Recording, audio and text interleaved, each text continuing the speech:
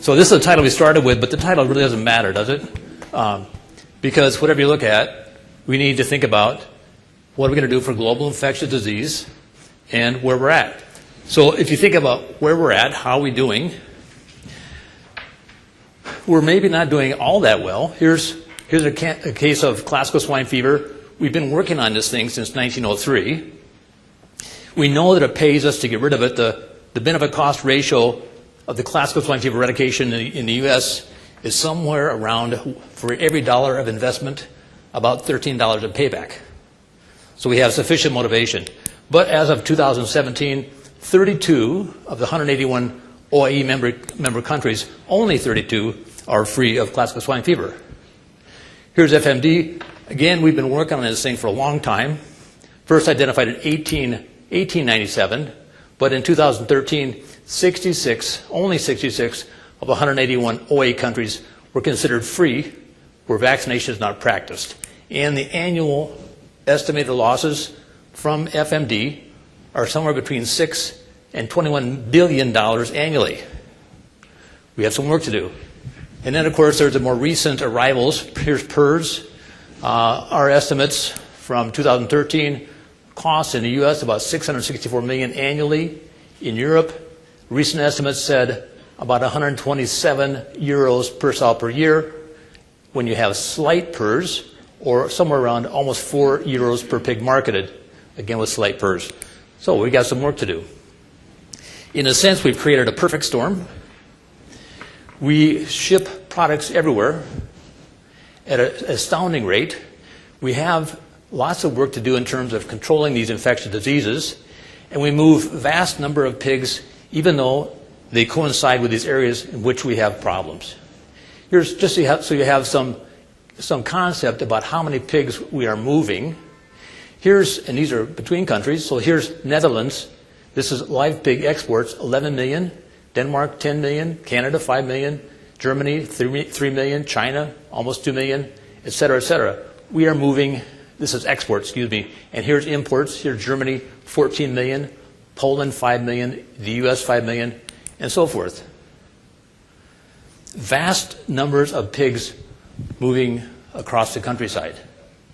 And so then you end up with this thing, think globally, act locally, and panic internally. Because as animal health specialists, we have a huge amount of work to do. So how about disease surveillance? And my question is, where do you start given the current situation? So start with the end in mind. What is our purpose? Our purpose is early detection and rapid elimination. And we have a number of different schemes that we typically used. We have risk-based surveillance. We have syndromic surveillance. And we have some degree, some small degree, ongoing sampling and testing. But if you remember, our point is early detection and rapid elimination, meaning we want to spot diseases from the distance and deal with the problem. In other words, drag a live body out of the abyss and not a dead body out of the abyss. And so to get this thing capsulized down to my 15 minutes or whatever's left, ultimately, at the end of the day, we have to rely on sampling and diagnostic testing. And so then the question is, what is the best surveillance specimen? Do we have tests for that surveillance specimen? And do we actually have statistically based methods to apply that test and that testing in the field? So what's the best specimen? I had never seen probank sampling. I don't work with cattle. And so I got on the web and looked at the probank sampling procedure. It's quite a procedure. I wish you could see in the back the faces of these people that are assisting in this process. This is a rodeo. This is a rodeo. When PETA looks at this rodeo, they're not going to be happy because we have to think socially as well, right? We all bleed pigs. We know how that is. How is that going to look to your mother or to your neighbor when we're actually out there doing that? So, well, we have options. We have the individual animal sample. We have blood. We have nasal swabs, et cetera, et cetera. But we also have options. And the options I have in mind are aggregate samples. These aggregate samples are commonly used in other ologies, environmental studies, water studies, toxicology, et cetera, et cetera. This is not a radical concept. Aggregate samples. These samples typically have a specific location and a specific time. And that's important because if you have location and time, then you have data that you can analyze statistically. These are different than a pooled sample. These are not pooled samples. These are aggregate samples. What is a pooled sample? A pooled sample, by definition, I'm going back to 1943 for this definition. By definition, a pooled sample is first collecting the samples and then putting them into a single aliquot. 2 or more samples combined into one for testing. Depending on the approach, you may combine the samples equally, equal volumes of all the samples, or if one sample is more important, represents more of something than another, you can combine them in unequal proportions. But usually, you lose some kind of identity. Location, time, you lose something. So, aggregate samples, air samples are one example, water samples, other kind of environmental samples can be aggregate samples, bulk tank milk samples, oral fluid samples, either from pigs or from cattle. And the thing about them is, they're easy to collect, they're inexpensive, they're efficient in terms of surveillance, and so then we go on to the next question. Do we have assays to work with these samples that will give us good performance for nucleic acid and antibody detection? So if you look at the literature, here's bulk tank milk samples. There's actually quite a few tests that have been reported for use in bulk tank milk samples. In that case, you're looking at the status of the infection of that herd. You've taken a sample from every lactating animal in that herd. And so here's just a few examples. I'll read them off. Border disease virus, BVD, Coxiella burnetii, foot and mouth disease virus. Here's Johne's, Mycoplasma bovis, Staph aureus, Strep agalactiae, and Schmallenberg virus. And you have either PCR or ELISA-based testing, antibody-based testing or nucleic acid, as well as, in some cases, culture. For oral fluids, this is only a list of the swine oral fluid samples, but African swine fever, classical swine fever, foot and mouth, influenza, porcine delta coronavirus, PDV, PRRS. There's a lot of documentation on how these tests work. How well do these tests work for aggregate samples? There's limited amount of work in this area, but we can share it with you. This table is based off of data from 2013. In this particular example, we vaccinated animals, and then exactly 14 days later, and that is important, it's exactly 14 days later because from this famous graphic published by Lopez and Osorio, we know it's important when you sample because there's a period of viremia and there's an onset of antibody development. Depending on where you are in this curve, you may lose one, you may lose the other. But at 14 days, you have both detectable nucleic acid that we see here and antibody. So this is, what we're looking at here is the probability of detecting by PCR or by ELISA, the probability of detecting infection in a pen of pigs with fixed prevalence. And you can see by the time you hit 25%, you're at 99% probability of detection with one oral fluid sample by PCR, or 97% probability of detection by ELISA. You can compare the probability of detection with this one oral fluid sample, compare that with the number of serum samples you would need to sample from that pen to match this probability of detection. It's a little bit different for PCR as opposed to ELISA because you have different probabilities here. But you can see, as compared to your one oral fluid sample, you would have to bleed a bunch of pigs at any of these prevalences to match that single sample. So do you really want to bleed the pigs? So, see, these aggregate samples can work. So then the next question is, do we have validated tests? We had a laundry list of agents for which we can test, but how well do those tests work? And so we have some confusion in terminology, and we have some confusion in the approach by which we test our tests. So it's worth looking at what is a validated test. And these definitions come from a United Nations publication, Terms for Quality Assurance and Good Laboratory Practices. So validation is confirmation that the requirements for a specific intended use are fulfilled, whatever that means. But here's validation parameters: accuracy, linearity, limit of detection, limit of quantitation, range, recovery, repeatability, reproducibility, ruggedness, diagnostic specificity, diagnostic sensitivity, analytic specificity, analytic sensitivity. So when somebody asks me, is my test validated, I always say, what do you mean? Which of this list are you referring to?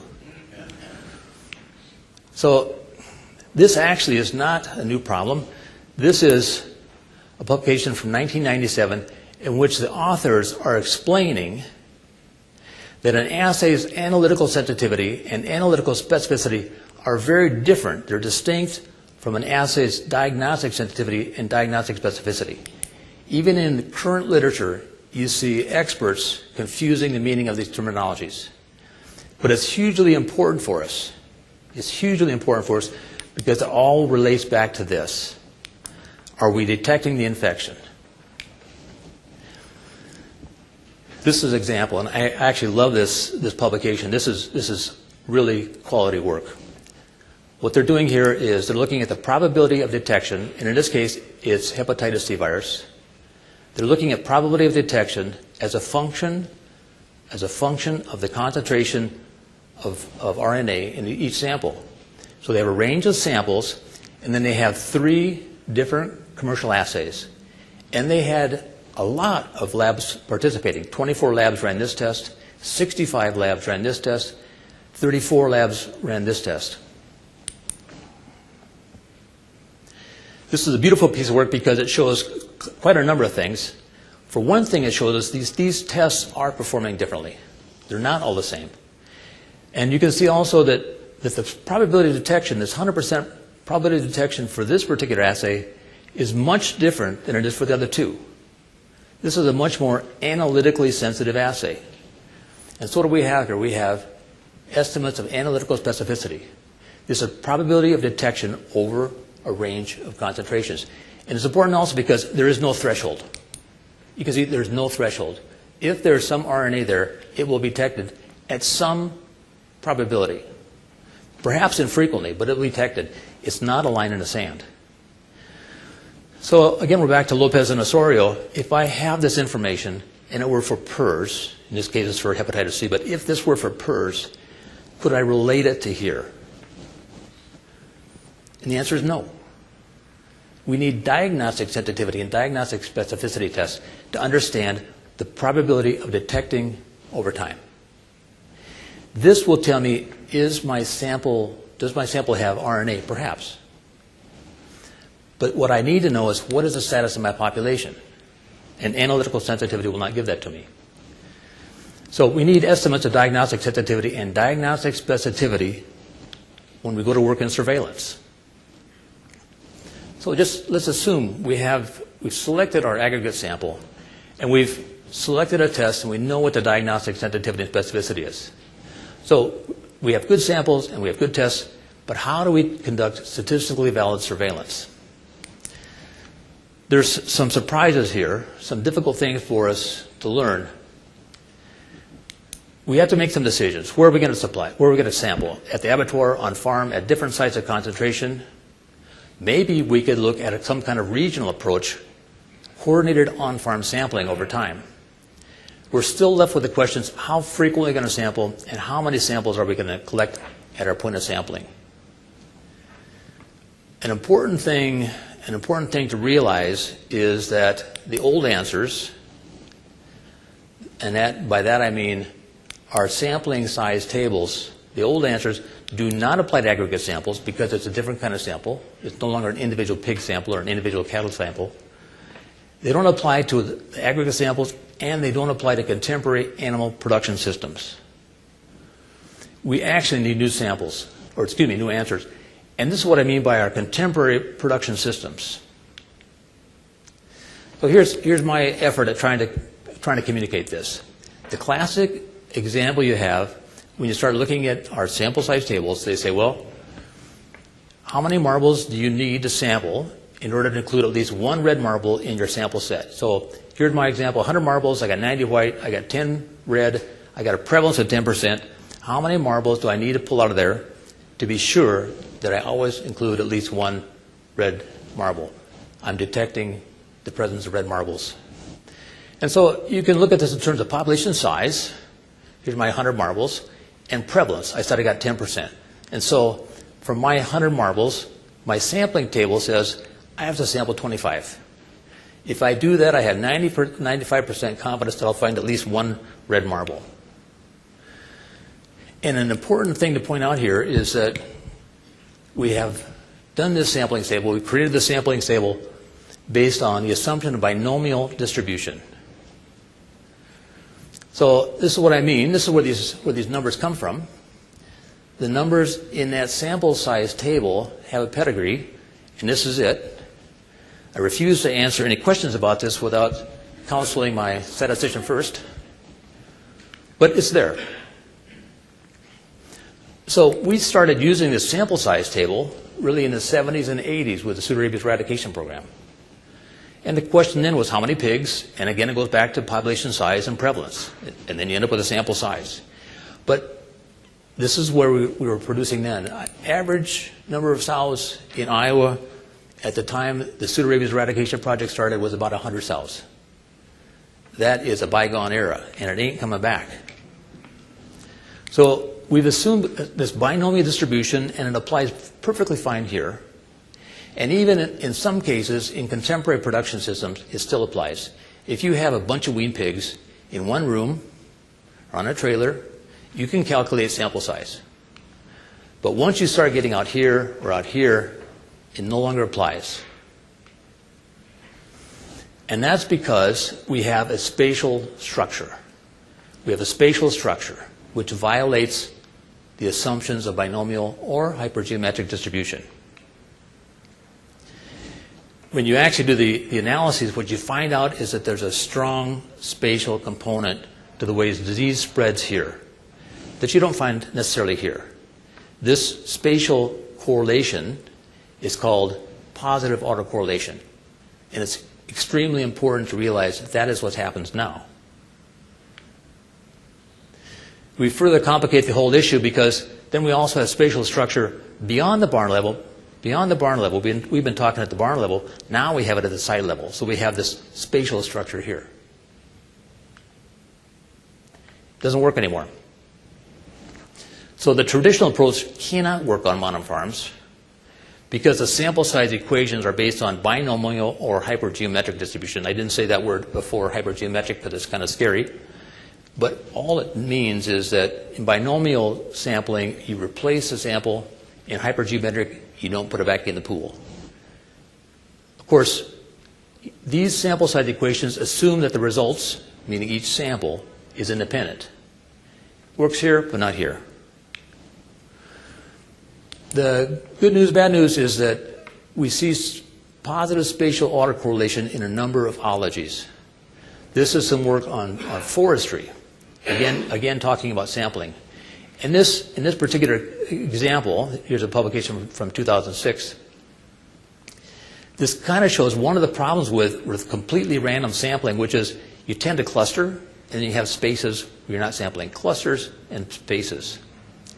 So this is systematic sampling, and you're covering everything, because what positive autocorrelation means is you're going to have hotspots, and you have to detect the hotspots. There's the news from the statisticians is spatial sampling is better than random sampling when there's autocorrelation. Where's this going to go for us? In terms of animal health, where's this going to go? We're still in an exploration stage because there's probably something between here and here. There's something between totally randomized sampling and totally fixed sampling. So, for example, there's one procedure whereby you set small spaces, and inside that small space, you do collect a random sample. So there is some element of randomization in there. Where this is going to end up, I'm not sure. But there's a lot of work being done at that point. So I don't know how I did on my 20 minutes, but I'm really close here. We start with the end in mind. And the end in mind is keep everybody alive, keep everybody safe. We need ongoing surveillance for early detection and rapid elimination. Ultimately, we have to get down to sampling and testing. What's the best surveillance specimen? It's got to be an aggregate sample. Once you spot a problem, then you can go with individual animal sampling for intensive investigation. But the screening approach has got to be based on aggregate samples. Do we have the tests in place? We have a few tests in place, but we have a lot more work to get done. Do we have statistically based sampling methods ready to use, ready to apply in these aggregate samples? Not yet, but it's coming.